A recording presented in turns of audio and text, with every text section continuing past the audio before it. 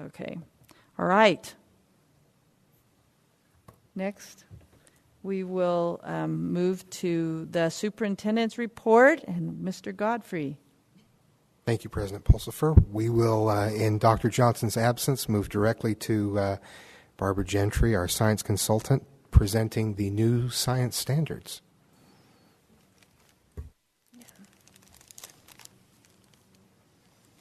Thank you, Dr. Godfrey, President Pulsifer, Mr. Larson, and the board for having me here. I have in my hand the new Science Core document for grades 6 through 8. It has recently been approved by the state school board after 2 years of deliberation. It is, it has kind of a funny name. It's called the Utah Science with Engineering Education Standards. And the abbreviation is SEED, capital S, capital E, capital E, little d, standards. So SEED standards. It is replacing 20 to 23-year-old standards that were developed when I was a child. And computers in a classroom were but a dream. And Pluto was still a planet. So they're old. It was time to get some new standards. And after quite a bit of public comment, the standards came into being. I'm going to give you one, but I'm not going to give it to you yet because then you'd start looking at it. No teacher would do that. You may have some questions, and I would love to answer questions here in a minute. But just to let you know, our response to the new core is this. My staff and I have 2 teacher specialists. We have been working out of a grant that we received from the, it's got a lot of initials, UCAP, New STEM is what we call it. And they gave us money to start some professional development based on online courses, online and face-to-face. It's a blended opportunity for teachers to learn their new core. And we have been working on the online courses now with a group of teachers. We have 3 teachers in each grade, 6, 7, and 8, and they have been working to develop these courses. Those 3 teachers will also be helping us with the workshops that we're developing, planning on starting next year. Next year is a professional development year. This core will be in place the following year. So it's got a nice amount of time for us to start educating the teachers before they have to put it in place. And the promise is that we will have SAGE tests that match the core the year it comes out, which is 17-18. So it is, I think, been carefully planned and rolled out. It did get delayed a year because of the concerns that the state school board addressed and took the time to do. The original draft, in fact, was rejected, and this represents a second draft that has replaced it, and I think has made actually quite a few improvements over the first draft. Do you have any questions before I hand them to you? Yes. Ms. Whitelock. I have several. Okay. How are we going to inform and bring our parents along with the new standards? Do you want the questions one at a time? Well, that'd be easier, yeah. Okay. Well, we have a number of venues to inform the public. I have a science website. We have our Jordan website that represents the entire district. And I think that would probably be one of the main venues. Also, I have planned a couple of parent meetings, which would be advertised. And how will they be advertised? They'd have to be advertised through schools, and that would be elementary for 6th grade, and school websites. Middle schools would have, of course, the middle school websites. We could send letters to inform people that... How about just Sky Alerts? Or Sky Alerts. Kind of depends how much of our colored paper we want to use. Sky Alerts. Sky Alerts. Yes, second question. Next question is, who wrote these standards? You know, I am going to have to hand them to you. There are 2 sources. Barry wants to answer for you. Yeah. Mrs. Maddle would like to help you if you need help. The National Resource Council is a national think tank, and they wrote something called the Frameworks for Science Education. And the other source is the Next Generation Science Standards, which were written by a group of, once again, nonprofit organization called Aspire. And they also wrote the Common Core for Math and English Language Arts. And those are the two main sources. You know what? I think I'm going to... Sherry, did you have some involvement in this? Could I have her come up as well and explain her involvement in the writing of the standards? I'm going to hand them to you while she comes up. Okay.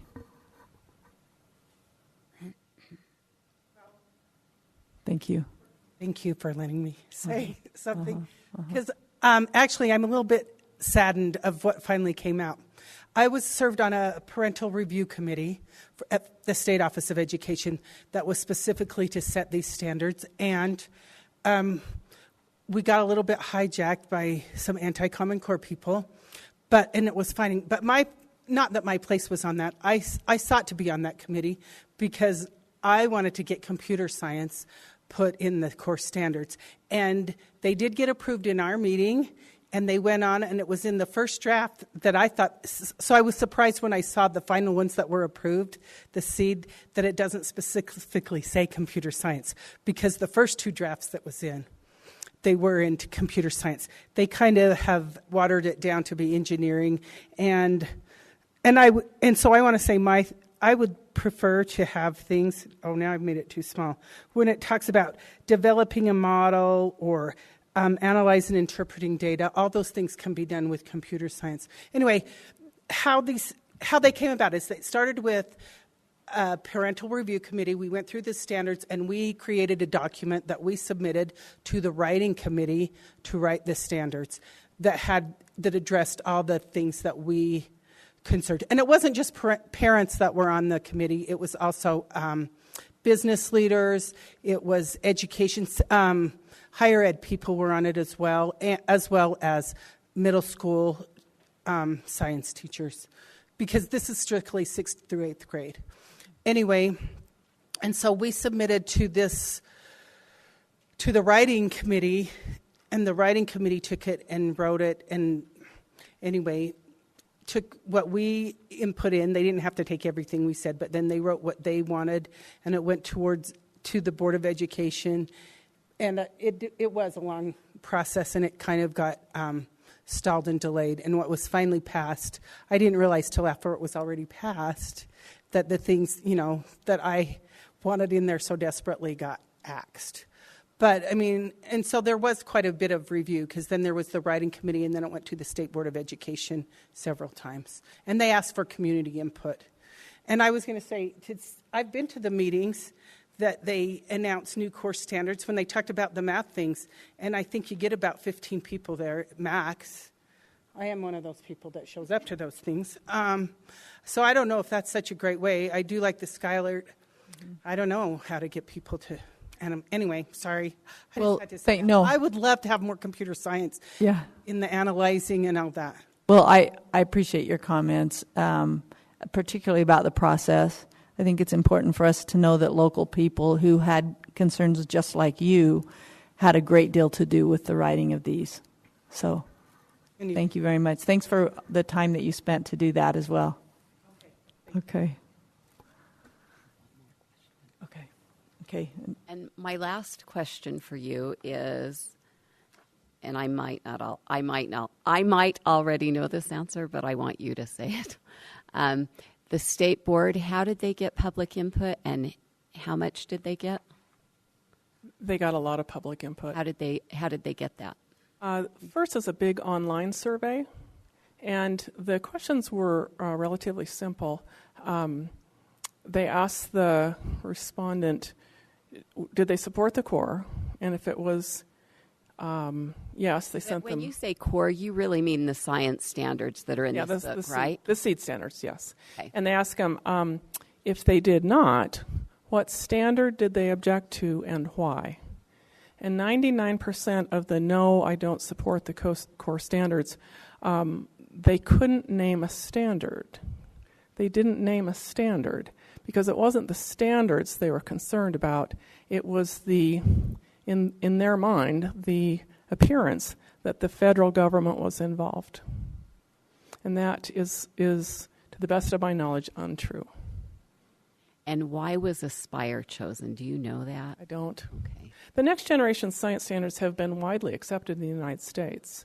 And there are, I believe, 29 states, and they're actively developing curriculum and assessments for the standards.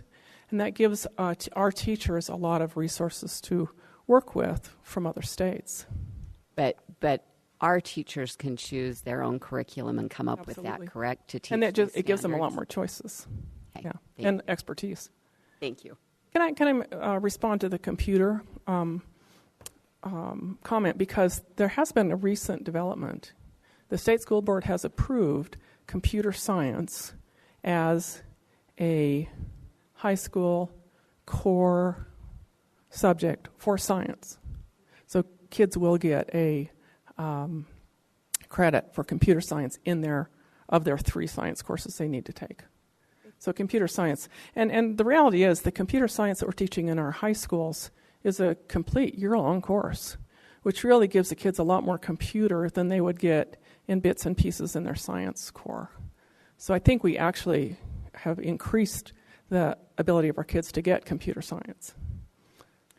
And So, that's... I've got a yeah. couple questions. Go ahead. Is this requiring all new textbooks throughout the district in our science? I don't think we've bought a science textbook in 3 years in the district because the state developed a set of textbooks we refer to as OER, Open Educational Resource Books. And they're actually written by the state, and they match our cores entirely, and they cost $5 a piece. They're paperback. And they've replaced the $80, $90 a book cost of the commercial textbooks, which contained information that would meet every state's requirements. So they're this thick. And our OER books match our core, and they're this thick, and they're very inexpensive. How long have those been available? I believe it's 4 years. They revise them each year. They were written by teachers in the state, and any open resource that we have for text. And those are being utilized by our teachers? Yes, extensively. They've a great cost savings, and kids can write in them. They can be theirs. They can do the literacy strategies. That's not that- been my personal experience. Oh, okay. So- I think the high schools have been a little slower too. This is the junior high. Yeah, at the junior high. Yeah. Yeah. So you can't. People didn't identify the standards that they were, but we. What are the hot button issues? Oh, I didn't finish. So the online survey was there were a lot of comments, and the other main way they gathered information was to hold public meetings. And then the one I went to, there weren't just 15 people, there were 150 people. And Sid Dixon from the state office was there, and she ran it very efficiently, very effectively. And she very clearly let people express their views, and they were laid out, and quite a bit of comment. And basically, they were just collecting comments. And they did that in all around the state. St. George, I went to Provo, there's one in Salt Lake, up in northern Utah. They were very, very well supported by the public. And I think it was because there was a fair amount of notoriety about the process that made the news, so people were there.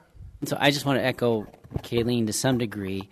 We've got this great time period to develop, to do the professional development and get our teachers prepared.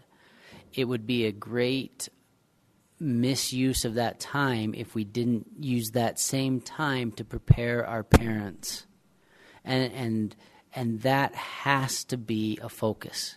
Mm-hmm. We just cannot roll this out, focus all of our time and energy on our professional development for our teachers. We will get questions, we will get a firestorm, but the more we can prepare for that and put similar thoughts towards how are we going to prepare the public for this, the better. And so I would like to have some sort of report on what the plan is for that part of the rollout. If we've got this time, if we've got this window before the standards are actually going to be in place, I think there needs to be, and this may not be you, and so I'm suggesting to the superintendent and the rest of the board that we request a follow-up report on how we are going to engage our parents, and that be as well thought out as the rollout is to our teachers. And can I add to that? The plan should probably be significantly geared towards pushing out and not pulling in. In other words, putting it on the website is great, and we should, but a lot of parents will never go there. So we have to figure out a way that we can get the information to them, as opposed to trying to get them saying we're having a meeting this night and everybody wants to come, because we know very few will. Sherry will come. Yes, she will. But in our thinking about how to do this, it would be wise to figure out a way to push it out as much as, trying to get people to come to us. I absolutely agree. For one thing, I think once people see it and read it, they will wonder what all the fuss was about. There's quite a bit of, there have been cross-matching documents to match our current core with the content. The big difference is the pedagogy. We are asking science teachers to have students do science, not talk about science to teachers, not tell them about science, but to have the kids actively engaged in doing science. And there are literacy standards, engineering standards, and kids should be actively engaged in science. We don't see that in our science classrooms every time we go in. So the content itself, I would argue, is very little different than it has been. The push is how it's taught. When you look in your document, you'll see there's some bolded. Each standard has a bolded couple of words, which are the cross-cutting concepts, which is trying to get kids to think of cause and effect is part of every science. What is the cause and effect? If this is the cause, how does it affect? We also have the science and engineering practices, which is one of them's argumentation, which is kids actually love to argue. But it's a formal argument, and it's found in the literacy standards too. That kids are to defend be able to defend with evidence their positions on things, and in this case, of course, it's science statements. So we hope to see kids much more actively engaged with the science. The science itself hasn't changed much. Science in 6th, 7th, and 8th grade, they are just learning the basics, and they're not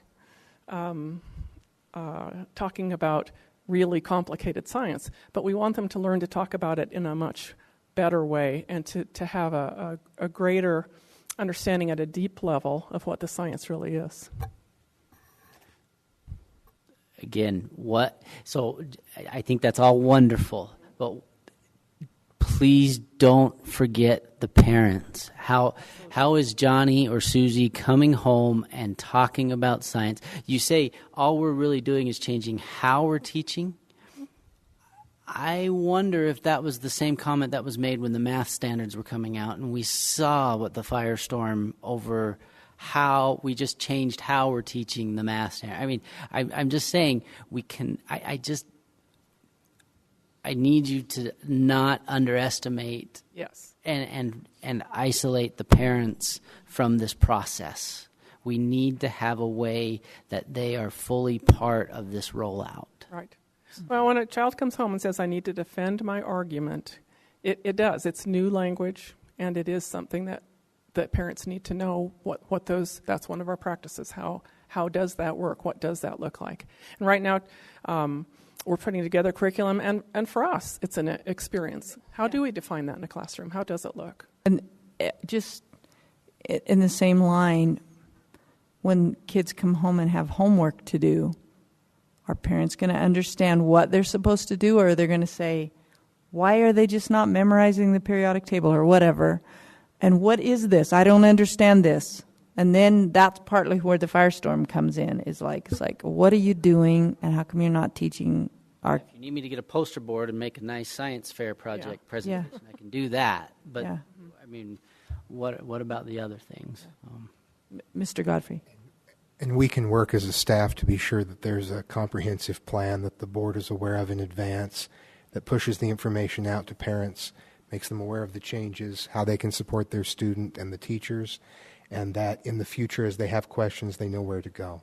So we'll put together a comprehensive plan to make sure you're informed. And then hopefully another thing that they always go to their teacher with the questions, so that the teacher knows how to tell the parents to help, you know. I will say that there's quite a bit of money available from the STEM Action Center is currently providing some large grants, which we worked on today, to allow us to meet with teachers and have teachers paid substitute time. We also are looking at, there's a video component, and one of the things teachers will be asked to do is video, pre and post videos of the training. So it's kind of a new world for professional development. Yes, Mr. Osborne? In part, that what Matt is talking about, if the teachers will simply send a note home saying, this is what we're doing on this thing. Now, that will be a help, okay? Because I'm looking at page 12 and 13. Develop models, develop a model, plan and carry out an investigation, design an object, tool, or process, develop a model. Well, let's 6.3.1.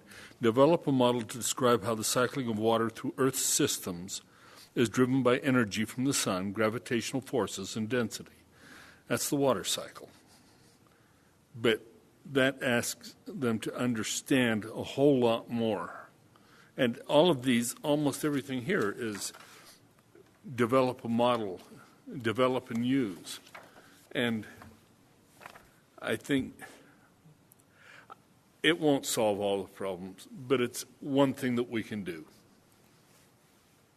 And change takes some time to percolate through, and it doesn't happen just overnight. I think it will take, and it will take a while for teachers. It'll take some time for teachers to really understand this and be able to explain it very well as well. I mean, that's just people are going to have questions, but I don't think there's a lot of shock value in the water cycle, and that's what I'm saying about the content. It's water cycle, but the way it's being presented is going to be different. This shows a better understanding than just draw the clouds in a river and. Mm-hmm. So, although that is a model, but if you can do it all by yourself, it may show. That's the one I can find. Mm-hmm. Are the same subjects, science subjects, being taught in the same grades, for instance, earth science, for instance? Or is that going to is it different, and that will throw people too? This 7th and 8th grade, there's quite a bit that they have that they're familiar with, same content. The 6th grade is going to be pretty different, and that is where the bulk of our professional development is going to need to take place, because 6th grade teachers often aren't content specialists like 7th and 8th grade teachers are. Mm-hmm. So we plan on focusing our efforts, and in our grant we're writing for some materials and supplies for each teacher, because they're going to find that they don't have a fully stocked science storeroom. And schools that are on true middle schools, or maybe I shouldn't say it that way, but the 6, 7, 8 middle school model, they have a little bit of an advantage in that they have a dedicated science teacher in 6th grade. Mm-hmm. And so our teachers being generalists and teaching all the subjects, this is going to be a little bit more of a challenge for 6th grade than it will be for the other two. So the 7th grade science bill in 6th grade, will there be a gap? Will there be kids who are 6th grades this year, and then they go into the new 7th grade, but they didn't get the new 6th grade? I know that we had that in the past. Will there be a gap? Yeah. Yes. So what's the plan for that? All 3 grades will be pushed in at the same time. So the same thing then. So what's the plan for filling in the gap? Science is a little different than math in that it's one thing doesn't necessarily depend on the one before. Water cycle doesn't depend on whether you know rocks and minerals. The the place where we would see gaps would be in the making an argument, the designing an investigation. And that's where all 3 grades will be starting, not at the same place, because a lot of teachers already do that, but they will be, everybody will be starting at that place. And that I'm not saying the content isn't important, I'm just saying it's not necessarily linear anyway.